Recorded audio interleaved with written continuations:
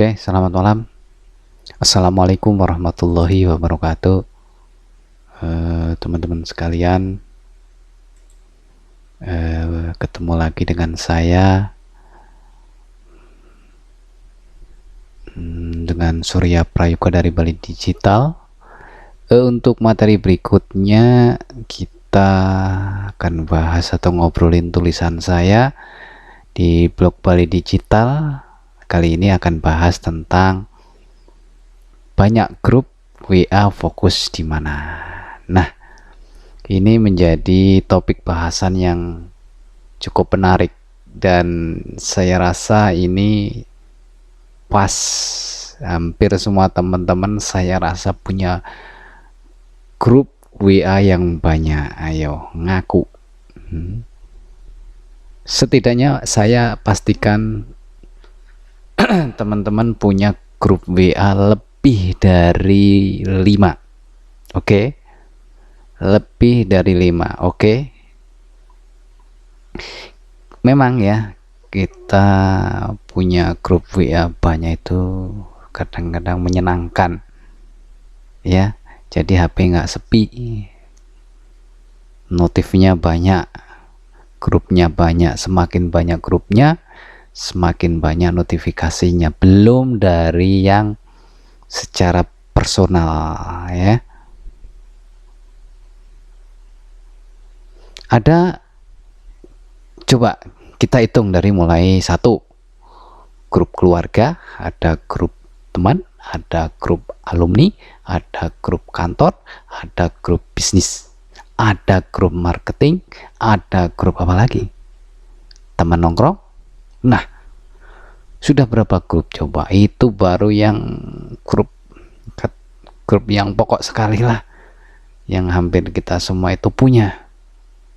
Nah, untuk kali ini kita akan bahas sebetulnya grup-grup itu produktif atau tidak. Dalam hal ini, apakah hanya sekedar untuk grup hehehe yang kadang-kadang nggak ada manfaatnya.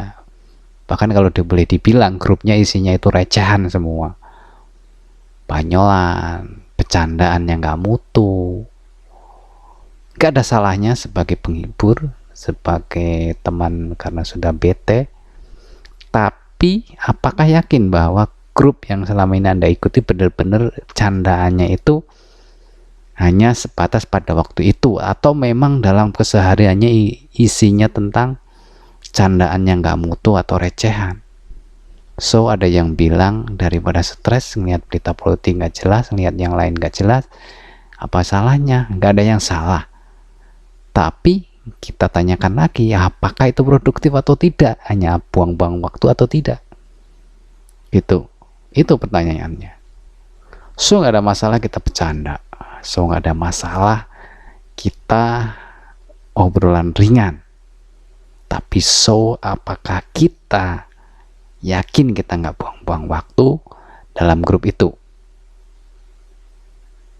Sekarang kalau saya tanya, berapa grup yang sudah ada di dalam WA Anda? Seberapa kontribusi grup tersebut? Kemudian seberapa penting grup itu? Dan kemudian apa targetnya dengan grup itu? Dan yang terakhir, berapa atau seberapa produktif dengan grup itu? Oke, nanti saya akan bahas ya. Memang ya, kadang setiap ada grup baru kita kadang-kadang penasaran, pengen ikut. Bahkan kalau kita nggak ikut, kadang-kadang kita sudah diculik gitu istilahnya, dalam tanda kutip, masuk tiba-tiba ada yang masukkan kita ke dalam grup. Itu kadang-kadang udah makin nambah ya. Oke, banyak hal masalah yang sering kita hadapi kalau kita banyak grup. Nah, perlu teman-teman catat nih, setidaknya teman-teman sudah mulai maintain tentang produktivitas WA atau grup WA gitu, spesifiknya begitu. Nah, banyak masalah yang sering muncul kalau kita terlalu banyak grup WA. Contoh 1, HP atau smartphone menjadi lemot atau sering hang, apalagi memorinya atau RAM-nya nggak terlalu besar. Kemudian yang kedua, tidak fokus karena terlalu banyak grup, sehingga sering atau kadang atau yang jelas sering ya, chat kita hingga mencapai ratusan hingga ribuan notifikasinya yang nggak dibaca. Pernah mengalami kayak gitu? Notifikasi satu grup saja sampai 1000, bahkan sampai 2000? Saya rasa ada, dan saya pun pernah ngalami. Kemudian yang ketiga itu chat menumpuk hingga informasi bertumpuk, akhirnya grup terbengkalai. Kita pun males untuk scroll ya, untuk scroll membaca. Nah, fatalnya ya love group, karena sudah pusing, nggak mungkin menyimak, dan kalau nyimak juga ketinggalan. Akhirnya jalan pintas kita love group karena tidak kehandle.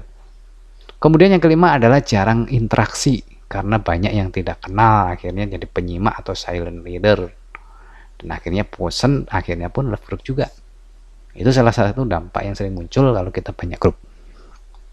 Kemudian yang berikutnya yang keenam, yaitu tidak maksimal dalam penyerapan ilmu karena tidak fokus. Kalau kita mempunyai banyak grup, kalau kita memang lagi belajar contoh tentang bisnis online atau yang lainnya, kita semua ikutin grup, kita semua ambil ilmunya, tapi itu akhirnya terbengkalai, nggak maksimal atau tidak fokus.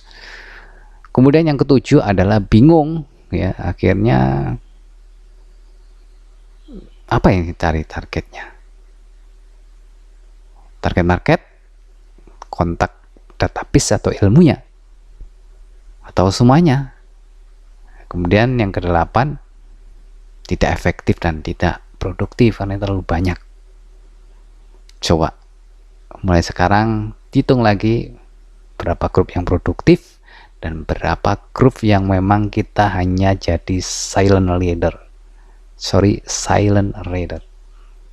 Oke. Nah, beberapa masalah yang sering timbul jika kita banyak grup dan tidak fokus.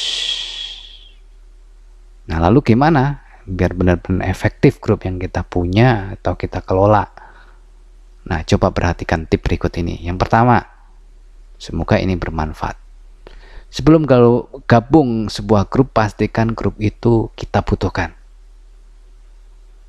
Jika kita konsen jualan, ingin cari target market, lihat dulu grup apakah yang akan kita ikuti. Kalau target ya, grup jualan. Kalau ingin menjadi reseller ya, gabung yang grup reseller. Kemudian yang kedua, pastikan siapa mentoring atau adminnya. Bukan kita pilih-pilih, enggak. Kalau memang tujuannya untuk menggali ilmu, tentu harus kita lihat siapa mentornya. Kalau grup jualannya kalau grup jualan, maka ya siapa yang jualan dan adminnya. Kemudian yang ketiga, jangan terlalu banyak grup karena tidak fokus. Itu.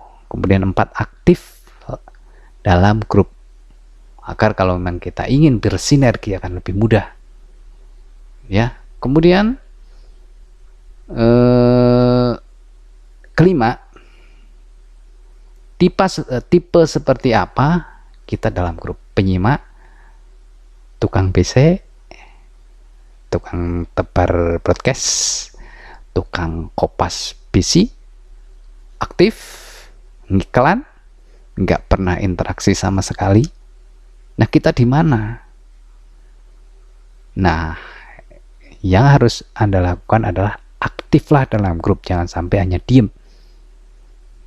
Diemnya juga nggak tahu nyimak atau enggak.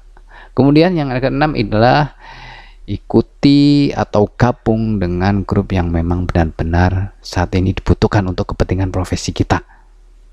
Ya. Kemudian yang ketujuh yaitu jangan terlalu larut dalam banyak grup atau di grup karena buang waktu sehingga kita tidak produktif dan tidak menghasilkan apa-apa. Nah, itu adalah tips dari saya. Mudah-mudahan bermanfaat. Tadi sudah saya sampaikan di atas tentang apa dampaknya kalau kita punya banyak grup. Kemudian tips apa yang bagus dan efektif kita dalam mengelola grup. Oke, itu saja, mudah-mudahan bermanfaat buat teman-teman sekalian. Sampai ketemu lagi di Bahas Bedah tentang tulisan saya di blog Balai Digital.